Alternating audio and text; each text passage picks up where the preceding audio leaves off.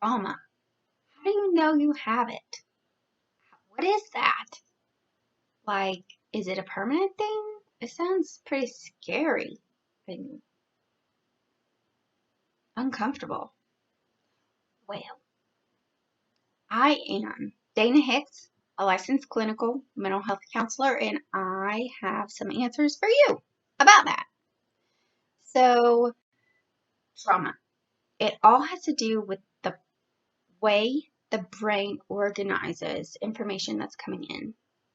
Okay, so normally the brain takes in information through our senses, right? And it stores it in a way that is most useful and in a way that we can learn from our environment, right? And keep on growing and being our true selves and doing what we do, right? When something scary happens that threatens our survival from our perspective, from our brain's perspective, then there is a mode that the brain goes into with us without us even being conscious of it. It goes into what's called a fight or flight or a survival mode. Okay. So when we perceive a threat to our survival, this is how we are made to respond, which is good. It keeps us alive, right? And the ways that we behave are in three different forms. So we either freeze, we fight, or we run away.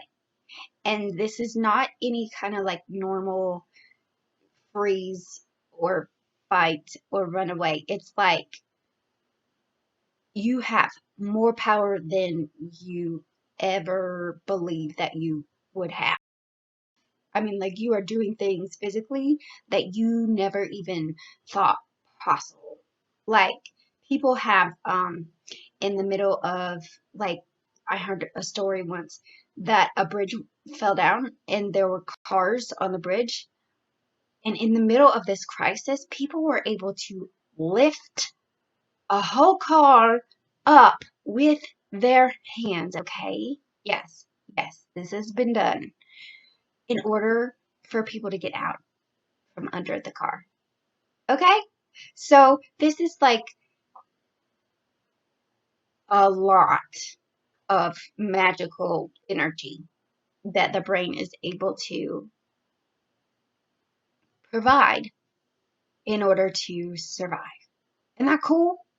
Like, we have superpowers when our brain is in survival mode. That's really neat. That keeps us alive, right? But the problem is that in a safe environment, when our brains get stuck in that survival mode, well, our brains are so focused on keeping us alive that they're not able to engage fully in the here and now and engage with the environment in a way that's functional. So it's either survival mode or engaging with people, learning, growing. Okay.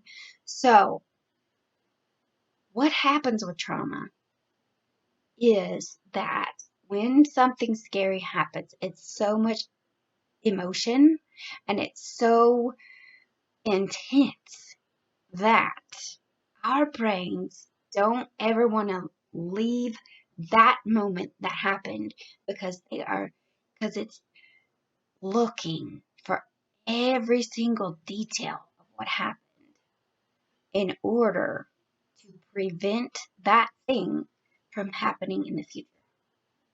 So that's what makes us so sensitive to the triggers that we take in. And these triggers might not even be a conscious thing. It just, our brains pick up on it and our consciousness doesn't. So sometimes we go into fight or flight mode without even knowing what the trigger was. So the trigger could be a sight that you saw, a smell that was associated with the event, um, a sensation either on the outside or the inside of your body. So you might be triggered when your heart rate gets to a certain point, because that's the heart rate that you had when the bad thing happened. Also, it could be triggered by a certain place on your body that's touched, just random, that you're associated, your brain is associating with the bad thing. So that makes it so that it's really unpredictable when your brain is going to snap into that survival mode. You don't know when it's going to happen, which in itself is anxiety provoking, right? So you get hijacked. You get hijacked over and over again when you don't expect it. And it really gets in the way of life.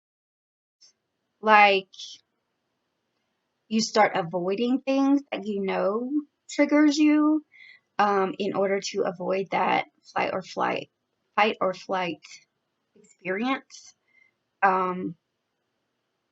You start having nightmares about it because that's your brain focusing on that event, studying it over and over and over again to see what parts you need to look out for and avoid that event in the future.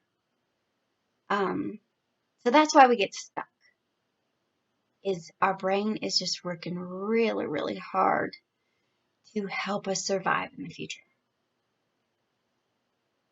So that's trauma. And if that sounds like you, then I want you to know that it's not permanent. No, in no way, shape, or form is this a permanent thing. There are several ways out. And it does not have to define you. It does not have to control you. There are ways out. And I want you to stay tuned for my next video about what's called EMDR, which is what I prefer to use with clients in order to help them through that process, help them heal, help their brains relax, in order so that you can learn and engage with the world the way you were meant to engage with it. So stay tuned and feel free to like, comment, and subscribe below.